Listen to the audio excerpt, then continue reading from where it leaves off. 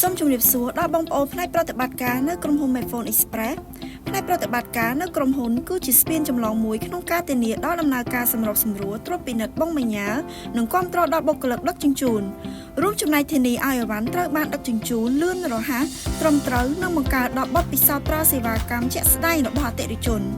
ជាបន្តបន្ទាប់នេះយើងរួមគ្នាស្វែងយល់អំពីសកម្មភាពមួយថ្ងៃធ្វើការរបស់បុគ្គលិកប្រតិបត្តិការ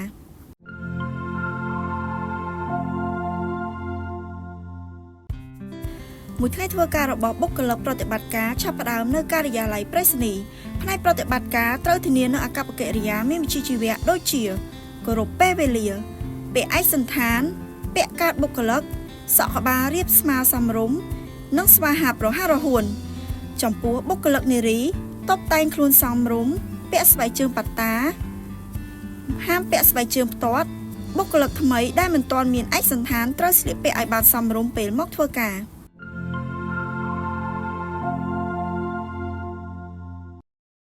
មុនពេលចាប់ផ្ដើមវេនធ្វើការបុគ្គលិកប្រតិបត្តិការត្រូវធ្វើអនាម័យរៀបចំបញ្ចូលទទួលភ្ញៀវនិងអីវ៉ាន់តាមស្តង់ដារ 5S ដើម្បីត្រៀមខ្លួនបម្រើអតិថិជនធានាឲ្យបាននៅ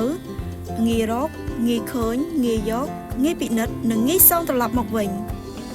ទន្ទឹមនឹងនេះបុគ្គលិកប្រតិបត្តិការត្រូវចូលរួមការប្រជុំនិងបណ្ដុះបណ្ដាលរយៈពេលពី10ទៅ15នាទីនៅដើមម៉ោងដែលដឹកនាំដោយប្រធានការិយាល័យប្រៃសណីย์ដើម្បីទទួលបានការបែងចែកការងារជាប្រចាំថ្ងៃ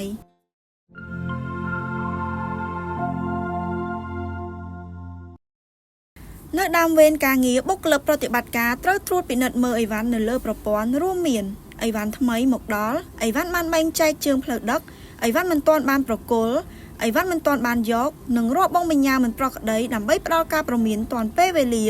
និងសហការជាមួយភ្នាក់ងារដឹកជញ្ជូននិងប្រធានការិយាល័យក្នុងការដោះស្រាយបុគ្គលិកប្រតិបត្តិការអនុវត្តនៅលើប្រព័ន្ធ OPS Express ដូចខាងក្រោមទី1ការភ្ជាប់ខ្សែផ្លូវសម្រាប់ភ្នាក់ងារដឹកជញ្ជូនដើម្បីទទួលអីវ៉ាន់ជំហានទី1 log in ចូលទៅកាន់គេហទំព័រ opsexpress.medphone.com.kh ជ្រើសរើសផ្នែកគ្រប់គ្រងជ្រើសរើសផ្នែកគ្រប់គ្រងប្រៃសណីย์ជំហានទី2ភ្ជាប់បងដែលត្រូវប្រមូលដែលត្រឹមត្រូវទៅតាមខ្សែផ្លូវដឹកជញ្ជូនបន្ទាប់មកចុចលើពាក្យបញ្ជាក់ទី2យកទិន្នន័យគ្រប់គ្រងអីវ៉ាន់មិនទាន់ប្រមូលដឹកជញ្ជូនជំហានទី1ចូលទៅកាន់គេហទំព័រ opsexpress.medphone.com.kh ជ្រើសរើសផ្នែករាយការណ៍ជំហានទី2ពិនិត្យមើលទិន្នន័យ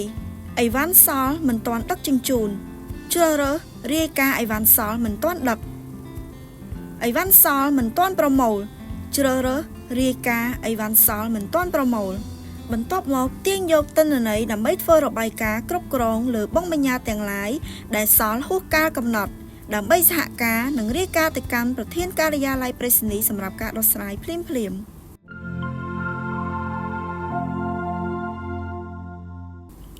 ទី1ពិនិត្យនិងធ្វើកំណត់ហេតុកំណត់ហេតុគឺជាឯកសារដែលត្រូវបានបង្កើតឡើងនៅលើប្រព័ន្ធ MFE Care ដើម្បីកំណត់ត្រានៅរាល់ព្រឹត្តិការណ៍និងល្មើសឬបញ្ហានានាដែលកើតឡើងក្នុងដំណើរការប្រតិបត្តិការដើម្បីធ្វើជាមូលដ្ឋានក្នុងការត្រួតពិនិត្យចាត់វិធានការនិងកំណត់ការទទួលខុសត្រូវគោលបំណងកំណត់ការទទួលខុសត្រូវរបស់បុគ្គលឬអង្គភាពនៅពេលមានការរំលោភបំពានលើការងារនិងធ្វើជាមូលដ្ឋានសម្រាប់ដោះស្រាយដល់សំណងនិងដោះស្រាយការខូចខាតជូនអតិថិជនស្របតាមបទបញ្ញត្តិរបស់ Medphone Express កំហុសឆ្គងក្នុងកំណត់ហេតុដែលជួបប្រទះជាញឹកញាប់យឺតយ៉ាវក្នុងដំណើរការដឹកជញ្ជូនបាត់បង់បងបញ្ញាខូចខាតបងបញ្ញាខុសទម្ងន់ចែកចាយខុសបទបញ្ញត្តិប្រតិបត្តិការពិនិត្យកំណត់ហេតុនៅលើប្រព័ន្ធ MFE Care ធានាថាកំណត់ហេតុត្រូវបានបង្កើតឡើងយ៉ាងត្រឹមត្រូវតាមខ្លឹមសារត្រូវតាមមុខសញ្ញានិងអនុវត្តការដោះស្រាយបានទាន់ពេលវេលាស្របតាមបទបញ្ញត្តិជំហានអនុវត្តនៅលើ MFE Care ជំហានទី1 log in ចូលទៅកាន់គេហទំព័រ mfecare.medphone.com.kh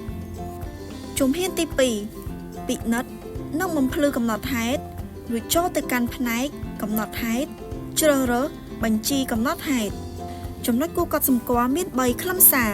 បង្កើតកំណត់ហេតុផ្ទៃក្នុង កំណត់ហេតុចេញកំណត់ហេតុចូលបង្កើតកំណត់ហេតុផ្ទៃក្នុងគឺជាការបង្កើតកំណត់ហេតុថ្មីមួយនៅពេលដែលអង្គភាពរបស់អ្នកមានកំហុសឆ្គងក្នុងកំឡុងពេលដំណើរការប្រគល់ទទួលបងបញ្ញាដូចជាយឺតយ៉ាវបែកបាក់ខូចខាតការណែនាំអំពីរបៀបអនុវត្តមានដូចខាងក្រោមជ្រើសរើសបង្កើតកំណត់ហេតុផ្ទៃក្នុងបន្ទាប់មកបំពេញព័ត៌មានតាមចន្លោះនីមួយៗសូមចំណាំថាចន្លោះដែលមានសញ្ញាផ្កាយពណ៌ក្រហមគឺដាច់ខាតត្រូវតែបំពេញឲ្យបានគ្រប់ជ្រុងជ្រោយលំអិតរួមមានក្រុមនៃកំហុសព័ត៌មានលម្អិតនៃកំហុសប្រៃសណីដែលត្រូវបានបង្កើតកំណត់ហេតុបុគ្គលដែលល្មើសលេខកូដកំណត់ហេតុយោងប្រសិនបើមាននេះជាព័ត៌មានមិនបង្ខំបញ្ចូលព័ត៌មានបងបញ្ញាបាវឬកញ្ចប់អីវ៉ាន់ដែលត្រូវបង្កើតកំណត់ហេតុទៅក្នុងលេខកូដដឹកជញ្ជូនបាវឬកញ្ចប់អីវ៉ាន់មានពីរករណីជ្រើសរើសបងបញ្ញាបង្កើតកំណត់ហេតុសម្រាប់លេខកូដបងបញ្ញាជ្រើសរើសបាវឬការុងបង្កើតកំណត់ហេតុសម្រាប់បាវឬការុងអីវ៉ាន់បន្ទាប់មកចុចបញ្ជាក់សូមចំណាំអាចបន្ថែមប័ណ្ណដឹកជញ្ជូនឬបាវការុងអីវ៉ាន់ជាច្រើនចូលទៅក្នុងកំណត់ហេតុតែមួយបានកំណត់ហេតុផ្ញើចេញគឺជាកំណត់ហេតុដែលបង្កើតឡើងដោយអង្គភាពរបស់យើងផ្ទាល់ដែលហៅថាអង្គភាពដើមទៅកាន់ប្រៃសណីផ្សេងទៀតចំពោះកំហុសឆ្គងដែលកើតឡើងដូចជាយឺតយ៉ាវបាត់បង់ផ្លាស់ប្ដូរខុសប្រក្រតីខូចខាតខុសទម្ងន់សូមអនុវត្តដូចខាងក្រោមជ្រើសរើសយកកំណត់ហេតុផ្ញើចេញជ្រើសរើសយកស្ថានភាពដែលមានស្ថានភាពដូចខាងក្រោមមិនទាន់បានបកស្រាយកំណត់ហេតុថ្មីដែលបង្កើតឡើងដោយខ្លួនឯងហើយមិនទាន់ត្រូវបានអង្គភាពដែលរងការចោទប្រកាន់ធ្វើការបកស្រាយនៅឡើយបង្កើតខុសកំណត់ហេតុដែលត្រូវបានប្រៃសណីរងការចោទប្រកាន់ធ្វើការបកស្រាយរួចរាល់ហើយពួកគេមិនព្រមទទួលយកកំណត់ហេតុនោះមតិយោបល់លើកំណត់ហេតុគឺជាបណ្ដាកំណត់ហេតុដែលប្រៃសណីរបស់អ្នកបកស្រាយថាបង្កើតខុសប្រៃសណីត្រូវបន្តចូលទៅដើម្បីបកស្រាយនិងផ្ដំមតិយោបល់បន្ថែមលុបចោលជាបណ្ដាកំណត់ហេតុដែលយើងយល់ព្រមជាមួយនឹងសេចក្តីសន្និដ្ឋានបង្កើតខុសរបស់ប្រៃសណីរងការចោទប្រកាន់រួចរាល់គឺជាកំណត់ហេតុដែលត្រូវបានសន្និដ្ឋាននិងបញ្ចប់រួចរាល់កំពុងសងការខូចខាតចំពោះលេខកូដកំហុសដែលពាក់ព័ន្ធនឹងការសងការខូចខាតបន្ទាប់ពីសន្និដ្ឋាននិងបញ្ចប់រួចរាល់ប្រព័ន្ធនឹងបដូរទៅជាស្ថានភាពកំពុងសងការខូចខាតដោយស្វ័យប្រវត្តិមិនបដូរទៅជាស្ថានភាពរួចរាល់ឡើយបានសងការខូចខាតរួចរាល់ឯកសារសងការខូចខាតនៃកំណត់ហេតុត្រូវបានទូទាត់យ៉ាងរួចរាល់បានផ្ញើប្រាក់សងការខូចខាតជូនអតិថិជនរួចរាល់ផ្នែកប្រតិបត្តិការចាំបាច់ត្រូវយកចិត្តទុកដាក់លើរាល់ស្ថានភាពខាងលើដើម្បីតាមដានប្រសិនបើមានមតិយោបល់បកស្រាយគឺត្រូវអនុវត្តការបកស្រាយព័ត៌មាននៃកំណត់ហេតុដែលបានបង្កើតខុសជ្រើសរើសកំណត់ហេតុដែលបានបង្កើតខុសរួចចុចលើពាក្យបកស្រាយកំណត់ហេតុបង្ហាញផ្ទាំងអេក្រង់បកស្រាយកំណត់ហេតុប្រសិនបើយល់ព្រមជាមួយនឹងមតិយោបល់កំណត់ហេតុបង្កើតខុស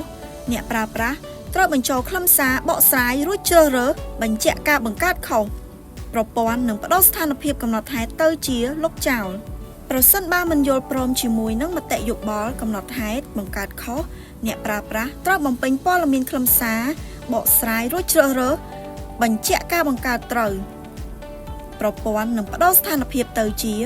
មតិយោបល់លើកំណត់ហេតុហើយផ្ញើត្រឡប់ទៅឲ្យប្រៃសណីដែលរងការចោទប្រកាន់ដើម្បីធ្វើការបកស្រាយបន្តចំណាំប្រសិនបើអ្នកប្រើប្រាស់មានឯកសារជារូបភាពឬឯកសារផ្សេងៗសម្រាប់ប្រើប្រាស់ក្នុងការបកស្រាយអ្នកប្រើប្រាស់អាចអនុវត្តអាប់ឡូតឯកសារចំពោះកំណត់ហេតុផ្ញើចូលគឺជាកំណត់ហេតុដែលត្រូវប្រៃសណីផ្សេងៗបង្កើតចោទប្រកាន់មកលើប្រៃសណីរបស់យើងអំពីកំហុសឆ្គងនានាក្នុងកំឡុងពេលដំណើរការប្រគល់ទទួលនិងការបញ្ជូនអីវ៉ាន់ការណែនាំអំពីរបៀបអនុវត្តមានដូចខាងក្រោមជ្រើសរើសកំណត់ហេតុផ្ញើចូលបន្ទាប់មកជ្រើសរើសស្ថានភាពអាចទាញយកគ្រប់ស្ថានភាពទាំងអស់ឬទាញយកតាមស្ថានភាពនីមួយៗដូចជាកំណត់ហេតុផ្ញើចេញបន្ទាប់មកផ្នែកប្រតិបត្តិការធ្វើការពិនិត្យនិងដោះស្រាយទៅតាមពេលវេលាដែលបានកំណត់ ផ្នែកប្រតិបត្តិការចាំបាច់ត្រូវយកចិត្តទុកដាក់លើរាល់ស្ថានភាពខាងលើដើម្បីតាមដានបើសិនបើមានមតិយោបល់បកស្រាយគឺត្រូវអនុវត្តការបកស្រាយរាប់បណ្ដាកំណត់ហេតុដែលមានស្ថានភាពមិនទាន់បកស្រាយឬមតិយោបល់លើកំណត់ហេតុ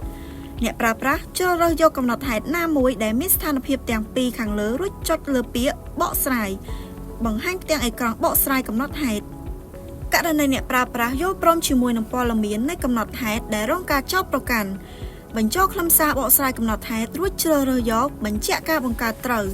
កំណត់ហេតុនឹងបដូរស្ថានភាពទៅជារួចរាល់ឬកំពុងសងការខូចខាតចំពោះលេខកូដកំហុសដែលត្រូវសងការខូចខាតនិងបញ្ជាក់កំហុសសម្រាប់ប្រៃសណីដែលរងការចោទប្រកាន់ករណីអ្នកប្រើប្រាស់មិនយល់ព្រមជាមួយនឹងព័ត៌មាននៃកំណត់ហេតុដែលរងការចោទប្រកាន់បញ្ចូលខ្លឹមសារបកស្រាយកំណត់ហេតុរួចជ្រើសរើសបញ្ជាក់ការបង្កើតខុសកំណត់ហេតុនឹងបដូរស្ថានភាពទៅជាកំណត់ហេតុបង្កើតខុសហើយបញ្ជូនត្រឡប់ទៅឲ្យប្រៃសណីដែលបានបង្កើតកំណត់ហេតុនោះដើម្បីពិនិត្យមើលសម្គាល់មានកំណត់ហេតុមួយចំនួនដែលអាចដោះស្រាយបានភ្លាមៗឧទាហរណ៍ការចែកចាយយឺតយ៉ាវផ្នែកប្រតិបត្តិការជូនដំណឹងទៅអ្នកដឹកជញ្ជូនឲ្យដោះស្រាយភ្លាមៗបន្ទាប់ពីការដឹកជញ្ជូនបានជោគជ័យអាចធ្វើការបំភ្លឺនិងបិទបញ្ចប់កំណត់ហេតុចំណែកឯកំហុសធ្ងន់ធ្ងរមួយចំនួនដូចជាខូចខាតបាត់បង់គឺតម្រូវឲ្យផ្នែកប្រតិបត្តិការធ្វើការពិនិត្យកំណត់ការទទួលខុសត្រូវបន្ទាប់មកនឹងបែងចែកការសងសំណង 2. ពិនិត្យនិងដោះស្រាយពាក្យបណ្ដឹងនិយមន័យបណ្ដឹងគឺជាការឆ្លុះបញ្ចាំងរបស់អតិថិជនអំពីគុណភាពសេវាកម្មអីវ៉ាន់ឬដំណើរការដឹកជញ្ជូននៅពេលដែលផលប្រយោជន៍របស់ពួកគេរងផលប៉ះពាល់បុគ្គលិកប្រតិបត្តិការពិនិត្យរាប់បណ្ដឹងដែលនៅសេសសល់នៅលើប្រព័ន្ធ MFE Care ដូចខាងក្រោមជំហានទី1ចូលទៅកាន់ប្រព័ន្ធ MFE Care ចូលតាមរយៈ link fecare.medphone.com.kh ជំហានទី2ពិនិត្យនិងដោះស្រាយបណ្ដឹងចូលទៅកាន់គ្រប់គ្រងបណ្ដឹងជ្រើសរើសពាក្យបញ្ជីបណ្ដឹងនៅត្រង់ប្រអប់ប្រភេទបណ្ដឹងមាន2ប្រភេទគឺបណ្ដឹងតវ៉ាចេញគឺជាបណ្ដឹងដែលបង្កើតឡើងដោយប្រៃសណីរបស់ខ្លួនបណ្ដឹងចូលគឺជាបណ្ដឹងដែលបង្កើតឡើងដោយប្រៃសណីផ្សេងឬដោយផ្នែកប្រតិបត្តិការបញ្ជូនបណ្ដឹងមកនៅត្រង់ប្រអប់ស្ថានភាពអាចទាញទិន្នន័យចេញយកទាំងអស់ឬទាញចេញតាមស្ថានភាពនីមួយៗរងចាំការទទួលយកបណ្ដឹងទើបតែបង្កើតថ្មីបានបែងចែកការងារបានប្រគល់ជូនបុគ្គលណាម្នាក់ដើម្បីដោះស្រាយកំពុងដោះស្រាយបុគ្គលិកកំពុងដោះស្រាយបណ្ដឹងបានដោះស្រាយបានបញ្ចប់ការដោះស្រាយរួចរាល់បញ្ចប់ពាក្យបណ្ដឹងបន្ទាប់មកជ្រើសរើសយកទាញយកជា Excel ដើម្បីដោះស្រាយជារៀងរាល់ថ្ងៃត្រូវចូលពិនិត្យបណ្ដឹងដែលនៅសេសសល់មិនទាន់រួចរាល់រួចជ្រើសរើសយកដោះស្រាយចំពោះបណ្ដឹងដែលមិនទាន់បានបែងចែកការងារដោះស្រាយស្ថានភាពរងចាំការទទួលយកផ្នែកប្រតិបត្តិការអានទទួលយកព័ត៌មានរួចចូលទៅកាន់អាប់ដេតព័ត៌មានបុគ្គលដែលត្រូវដោះស្រាយពាក្យបណ្ដឹងបន្ទាប់មកចុចអាប់ដេតបណ្ដឹងនឹងបដូរទៅជាបានបែងចែកអ្នកប្រើប្រាស់បន្តជ្រើសរើសទទួលយកបណ្ដឹងដើម្បីចាប់ផ្ដើមអនុវត្តការដោះស្រាយបណ្ដឹងចំពោះបណ្ដឹងតវ៉ាដែលស្ថិតក្នុងស្ថានភាពបានបែងចែកការងារអ្នកប្រើប្រាស់អនុវត្តការជ្រើសរើសទទួលយកបណ្ដឹងដើម្បីចាប់ផ្ដើមអនុវត្តការដោះស្រាយបណ្ដឹងចំពោះបណ្ដឹងដែលស្ថិតក្នុងស្ថានភាពកំពុងដោះស្រាយអ្នកប្រើប្រាស់ធ្វើការពិនិត្យមើលស្ថានភាពនៃការដោះស្រាយបណ្ដឹងប្រសិនបើបណ្ដឹងតវ៉ាបានដោះស្រាយរួចរាល់អ្នកប្រើប្រាស់ធ្វើការតាក់ទងទូរស័ព្ទទៅកាន់អតិថិជនដើម្បីបញ្ជាក់ព័ត៌មាននៃការដោះស្រាយប្រសិនបើអតិថិជនបានយល់ព្រមនឹងចុចរួចរាល់ដើម្បីបិទបណ្ដឹងសម្គាល់ត្រូវបញ្ចូលព័ត៌មានដោះស្រាយផ្ទៃក្នុងនិងព័ត៌មានឆ្លើយតបទៅកាន់អតិថិជនមុនពេលរួចរាល់ក្នុងករណីដំណើរការដោះស្រាយមានការវិវត្តមុននោះអ្នកប្រើប្រាស់អនុវត្តការបញ្ចូលព័ត៌មានដោះស្រាយផ្ទៃក្នុងរួចជ្រើសរើសយកធ្វើបច្ចុប្បន្នភាពករណីបណ្ដឹងមិនស្ថិតក្នុងការទទួលខុសត្រូវដោះស្រាយរបស់អង្គភាពទៀតឧទាហរណ៍បងបញ្ញាអីវ៉ាន់ត្រូវបានផ្ទេរទៅឲ្យអង្គភាពបន្ទាប់អ្នកប្រើប្រាស់អនុវត្តការធ្វើបច្ចុប្បន្នភាពព័ត៌មានប្រៃសណីដោះស្រាយរួចជ្រើសរើសយកប្រៃសណីដែលត្រូវទទួលខុសត្រូវដោះស្រាយបន្ទាប់មកចុចអាប់ដេតប្រព័ន្ធនឹងផ្ទេរបណ្ដឹងទៅកាន់អង្គភាពដែលបានផ្ទេរហើយបាត់ចេញពីបញ្ជីបណ្ដឹងមកដល់ប្រៃសណីរបស់ខ្លួនអាចដោះស្រាយបានឆ្លើយតបទៅកាន់អតិថិជននិងធ្វើបច្ចុប្បន្នភាពលើប្រព័ន្ធដោយនៅត្រង់ប្រអប់ស្វែងរកត្រូវបញ្ចូលលេខកូដបងបញ្ញាលេខកូដបងបណ្ដឹងបន្ទាប់មកបញ្ចូលខ្លឹមសារដោះស្រាយទៅក្នុងខ្លឹមសារដោះស្រាយផ្ទៃក្នុងបែងចែកប្រភេទការឆ្លុះបញ្ចាំងជ្រើសរើសអង្គភាពដោះស្រាយបុគ្គលដោះស្រាយបន្ទាប់មកចុចធ្វើបច្ចុប្បន្នភាព មិនទាន់អាចដោះស្រាយបានរាយការណ៍ជូនថ្នាក់លើដើម្បីសុំការគាំទ្រក្នុងការដោះស្រាយជំហានទី3រាយការណ៍បន្ទាប់ពី60នាទីរាយការណ៍ទៅកាន់ប្រធានប្រៃសណីយ៍បន្ទាប់ពី90នាទីប្រធានប្រៃសណីយ៍ត្រូវរាយការណ៍ទៅកាន់នាយកតំបន់បន្ទាប់ពី120នាទីនាយកតំបន់ត្រូវរាយការណ៍ទៅកាន់ផ្នែកពាក់ព័ន្ធគណៈគ្រប់គ្រងជំហានទី4ចុងបញ្ចប់ផ្ដល់មតិឆ្លើយតបទៅដល់អតិថិជនធ្វើបច្ចុប្បន្នភាពប្រព័ន្ធនិងរក្សាទុកជាឯកសារពាក់ព័ន្ធចំណាំត្រូវផ្ដល់អាទិភាពដោះស្រាយបណ្ដឹងភ្លាមៗនៅពេលដែលទទួលបានករណីបណ្ដឹងស្មុគស្មាញត្រូវរាយការណ៍ទៅកាន់ប្រធានការិយាល័យប្រៃសណីយ៍ដើម្បីសហការការដោះស្រាយធ្វើបច្ចុប្បន្នភាពប្រវត្តិដំណើរការដោះស្រាយលើប្រព័ន្ធនិងបញ្ចប់បណ្ដឹងបន្ទាប់ពីដោះស្រាយបានជោគជ័យការប៉ិនប្រសពក្នុងការសន្ទនាជាមួយអតិថិជនជាទម្រង់នៃការទំនាក់ទំនងនៅពេលដែលអតិថិជនទូរស័ព្ទមកឬផ្ញើសារតាមប្រព័ន្ធអនឡាញឬនៅពេលផ្នែកប្រតិបត្តិការតាក់ទងទៅកាន់អតិថិជនដោយផ្ទាល់ដើម្បីជំនួយនិងដោះស្រាយបណ្ដឹងតម្រូវការរក្សាអាកប្បកិរិយាឬរាយរាក់ទាក់សុភាពរាបសារស្ដាប់អតិថិជននិងមិនប្រកែកជាមួយអតិថិជនឡើយប្រើពាក្យសម្ដីច្បាស់លាស់គួរសមសុភាពរាបសារនិងជួយអតិថិជនរហូតដល់បញ្ហាត្រូវបានដោះស្រាយចប់សពគ្រប់ដំណើរការទំនាក់ទំនងតាមទូរស័ព្ទទាំង4ជំហានទី1សូមស្វាគមន៍នាងខ្ញុំឈ្មោះជាបុគ្គលិកប្រតិបត្តិការផ្នែកប្រៃសណីយ៍នៅក្រុមហ៊ុន Medphone Express សូមជម្រាបសួរជំហានទី2ស្ដាប់និងឆ្លើយតបទទួលព័ត៌មាននិងឆ្លើយតបដោយប្រើពាក្យជំនួយដូចជាបាទឬចាសជំហានទី3ពិនិត្យព័ត៌មានសូមការអនុញ្ញាតពីអតិថិជនឲ្យរងចាំបន្តិចដើម្បីស្វែងរកព័ត៌មានជំហានទី4ចុងបញ្ចប់ជូនដំណឹងលទ្ធផលអរគុណនិងជម្រាបលាអតិថិជនចំណាំសន្ទនាឲ្យបានច្បាស់លាស់មិននិយាយលឿនឬប្រញាប់ពេកប្រសិនបើមិនទាន់អាចដោះស្រាយបានភ្លាមៗទេត្រូវណាត់ពេលឆ្លើយតបក្នុងរយៈពេល10ទៅ15នាទីក្នុងករណីបណ្ដឹងស្មុគស្មាញ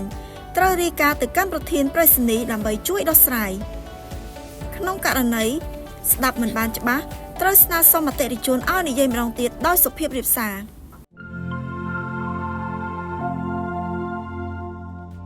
ទទួលការស្នើផ្ញើអីវ៉ាន់ប្រសិនបើអតិថិជនមកប្រៃសណីយ៍ផ្ញើអីវ៉ាន់បុគ្គលិកប្រតិបត្តិការត្រូវប្រតិបត្តិជំហានដូចខាងក្រោមជំហានទី1ការទទួលស្វាគមន៍អតិថិជនជម្រាបសួរអតិថិជនប្រើប្រាស់ទម្រង់សន្ទនា Medphone Express សូមជម្រាបសួរអញ្ជើញអតិថិជនអង្គុយចុះជំហានទី2ស្វែងយល់ពីតម្រូវការសាកសួរព័ត៌មានអតិថិជនចង់ផ្ញើទៅណាជាប្រភេទអីវ៉ាន់បែបណាជំហានទី3ការប្រឹក្សាយោបល់និងការទទួលអីវ៉ាន់ពិនិត្យមើលអីវ៉ាន់នៅខាងក្រោមកាមេរ៉ាប្រសិនបើជាអីវ៉ាន់ហាមឃាត់ត្រូវបដិសេធមិនទទួលឡើយប្រឹក្សាយោបល់អំពីរបៀបវេចខ្ចប់ឲ្យបានត្រឹមត្រូវដើម្បីធានាបាននូវសុវត្ថិភាពក្នុងការដឹកជញ្ជូនប្រឹក្សាយោបល់អំពីសេវាកម្មតម្លៃសេវាកម្មដឹកជញ្ជូននិងពេលវេលារំពឹងថាដឹកជញ្ជូនដល់ក្នុងដំណាក់កាលនេះនឹងមាន2ករណីកើតឡើងករណីទី1អតិថិជនបានបង្កើតបង់បញ្ញើរួចរាល់នៅលើ App Medphone Express និងមានលេខកូដបញ្ញើបុគ្គលិកប្រតិបត្តិការស្វែងរកលេខកូដដូចខាងក្រោមជំហានទី1 log in ចូលទៅកាន់ប្រព័ន្ធ OPS Express បន្ទាប់មកចុចប្រតិបត្តិការទទួលបង់បញ្ញើនៅក្នុងប្រទេសជំហានទី2ជ្រើសរើសបំពេញវិក័យប័ត្រដែលមានស្រាប់បំពេញលេខកូដបង់បញ្ញើនៅលើអីវ៉ាន់ដែលអតិថិជនបានផ្ដល់ឲ្យ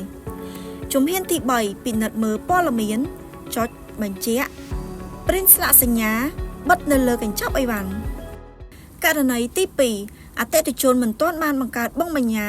បុគ្គលិកប្រតិបត្តិការត្រូវណែនាំអតិថិជនបង្កើតបង់បញ្ញើនៅលើ App Medphone Express បន្ទាប់មកយកលេខកូដបញ្ញើដែលទទួលបានទៅ print ស្លាកសញ្ញាបិទលើអីវ៉ាន់តាមរយៈ OPS Express ឬបុគ្គលិកប្រតិបត្តិការបង្កើតជូនអតិថិជនផ្ទាល់នៅលើ OPS Express តាមជំហាន Login ជ្រើសរើសយកប្រតិបត្តិការជ្រើសរើសយកទទួលបង់បញ្ញើជ្រើសរើសយកនៅក្នុងប្រទេសបន្ទាប់មកបញ្ចុះព័ត៌មាននានាតាមការកំណត់និងបិទស្លាកសញ្ញានៅលើកញ្ចប់អីវ៉ាន់ជំហានទី4បញ្ចប់កិច្ចការនិងទូទាត់ប្រាក់បញ្ជាក់ព័ត៌មានឡើងវិញនិងបិទស្លាកសញ្ញាទៅលើកញ្ចប់អីវ៉ាន់ប្រម៉ូថ្លៃសេវាដឹកជញ្ជូនប្រសិនបើមានដោយការ scan QR code ទូទាត់ប្រាក់ជំហានទី5ចុងបញ្ចប់ថ្លែងអំណរគុណជម្រាបលានិងណាត់ជួបអតិថិជនម្ដងទៀតនៅពេលក្រោយ 2ការបែងចែកប្រភេទអីវ៉ាន់រងចាំការដំណើរការបន្ទាប់ពីទទួលបង់បញ្ញើរួចរាល់បុគ្គលិកប្រតិបត្តិការត្រូវធ្វើការបែងចែកប្រភេទបញ្ញើនៅតំបន់រងចាំការដំណើរការកន្ត្រកសំបុត្រឬឯកសារកញ្ចប់អីវ៉ាន់ដែលមានទម្ងន់ក្រោម5គីឡូក្រាមកញ្ចប់អីវ៉ាន់ដែលមានទម្ងន់លើសពី5គីឡូក្រាមចំណាំចំពោះអីវ៉ាន់ដែលមានទម្ងន់ក្រោម5គីឡូក្រាមដែលមិនអាចច្រកចូលបាវធំបានត្រូវដាក់នៅលើឡាំងផាឡេតបន្ទាប់មកធ្វើការបំបែកកញ្ចប់អីវ៉ាន់ជាក្រោយ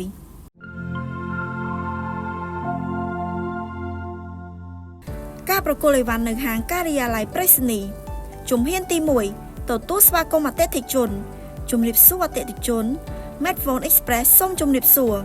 ទទួលយកលេខកូដបញ្ញើឬព័ត៌មានរបស់អ្នកទទួលដើម្បីស្វែងរកបុកបញ្ញើនៅលើប្រព័ន្ធជំហានទី2ស្វែងរកនិងចាត់ចែងបុកបញ្ញើធ្វើការស្វែងរកកញ្ចប់បញ្ញើនៅក្នុងតំបន់រក្សាទុកអីវ៉ាន់សម្រាប់ប្រគល់ជូននៅបញ្ចរទៅតាមព័ត៌មានដែលបានស្វែងរកឃើញជំហានទី3ពិនិត្យនិងប្រគល់អីវ៉ាន់ពិនិត្យមើលស្ថានភាពខាងក្រៅនៃកញ្ចប់អីវ៉ាន់ជាមួយអតិថិជនមុនពេលប្រគល់ជូនធ្វើការរួមគ្នាពិនិត្យចំពោះរាល់បុកបញ្ញើណាដែលមានការស្នើសុំរួមគ្នាពិនិត្យអីវ៉ាន់ក្នុងដំណាក់កាលនេះនឹងមាន2ករណីកើតឡើងករណីទី1អតិថិជនយល់ព្រមទទួលអីវ៉ាន់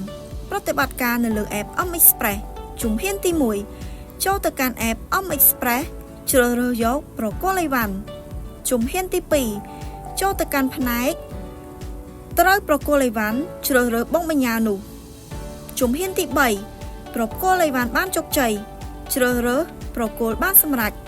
ករណីទី2អតិថិជនបដិសេធមិនទទួលអីវ៉ាន់បុគ្គលិកប្រតិបត្តិការធ្វើការផ្លាស់ប្តូរស្ថានភាពទៅជា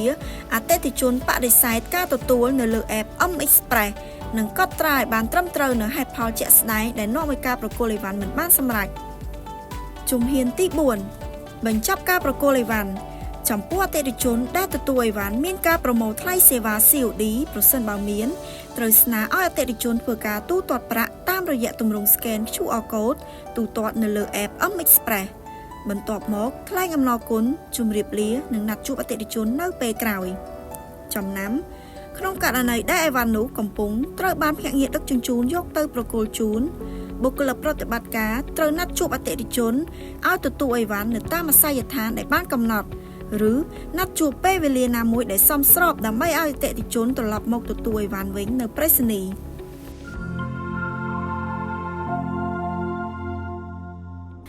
ការពិនិត្យអីវ៉ាន់នៅសល់ចុងថ្ងៃ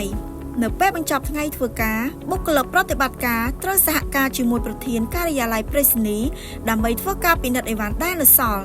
និងប្រកួតបុកបញ្ញើណាដែលមិនទាន់បានប្រគល់ជោគជ័យទន្ទឹមនឹងនោះត្រូវផ្ទៀងផ្ទាត់ចំនួនអីវ៉ាន់ជាក់ស្ដែងជាមួយទិន្នន័យនៅលើ app Om Express ដើម្បីធានាបានថាមិនមានការបាត់បង់អីវ៉ាន់ចំនួនអីវ៉ាន់ជាក់ស្ដែងត្រូវដូចទៅនឹងប្រព័ន្ធប្រតិបត្តិការនៅលើ app Om Express ជំហានទី1ចូលទៅកាន់ពិនិត្យបញ្ជីបង្កើតការពិនិត្យបញ្ជីជ្រើសរើសខ្សែតំបន់របស់បុគ្គលិកជំហានទី2 scan QR code និងផ្ទៀងផ្ទាត់អីវ៉ាន់ជាក់ស្ដែងជាមួយប្រព័ន្ធជំហានទី3ចុចបញ្ជាក់ដើម្បីបញ្ចប់ការពិនិត្យអីវ៉ាន់ដែលនៅសល់ចំណាំក្នុងករណីមានការកើតឡើងលើសឬក៏ខ្វះអីវ៉ាន់បុគ្គលិកប្រតិបត្តិការត្រូវរាយការណ៍ភ្លាមៗជូនប្រធានការិយាល័យប្រៃសណីយ៍ដើម្បីសហការពិនិត្យនិងដោះស្រាយការរក្សាស្តង់ដារ 5S នៅការិយាល័យប្រៃសណីយ៍បន្ទាប់ពីបញ្ចប់ការងារបុគ្គលិកប្រតិបត្តិការត្រូវធ្វើអនាម័យនិងរៀបចំកន្លែងធ្វើការធ្វើអនាម័យនៅតំបន់បញ្ចរឬកន្លែងទទួលភ្ញៀវរៀបចំអីវ៉ាន់ឬសម្ភារៈនិងឧបករណ៍ការងារទៅតាមទីតាំងដែលបានកំណត់ឲ្យបានត្រឹមត្រូវរក្សាតំបន់ធ្វើការឲ្យមានភាពស្អាតស្អំអនាម័យនិងមានរបៀបរៀបរយការរាយការណ៍ចុងថ្ងៃបុគ្គលិកប្រតិបត្តិការធ្វើការបូកសរុបនិងរាយការណ៍រាល់បញ្ហាដែលបានកើតឡើងនៅលើខ្សែចង្វាក់ហើយពិភាក្សាជាមួយប្រធានការិយាល័យប្រៃសណីយ៍ដើម្បីទទួលបានការជួយជញ្ជ្រែងនិងដោះស្រាយបានទាន់ពេលវេលាខាងលើនេះគឺជាការណែនាំអំពីការងារប្រចាំថ្ងៃរបស់បុគ្គលិកប្រតិបត្តិការនៅ Medphone Express នៅក្នុងដំណើរការបំពេញការងារប្រសិនបើជួបប្រទះការលំបាកឬមានបញ្ហាសូមធ្វើការពិភាក្សាជាមួយប្រធានការិយាល័យប្រៃសណីយ៍ដើម្បីទទួលបានការរួមដំណើរជាជំនួយនិងការដោះស្រាយបានទាន់ពេលវេលាសូមជូនពរបងប្អូនទាំងអស់គ្នាបំពេញភារកិច្ចបានល្អប្រសើរនិងរួមគ្នាបង្កើតរូបភាព Medphone Express មួយដែលមានលក្ខណៈអាជីពមានប្រសិទ្ធភាពធ្វើអស់ពីចិត្តជារៀងរាល់ថ្ងៃ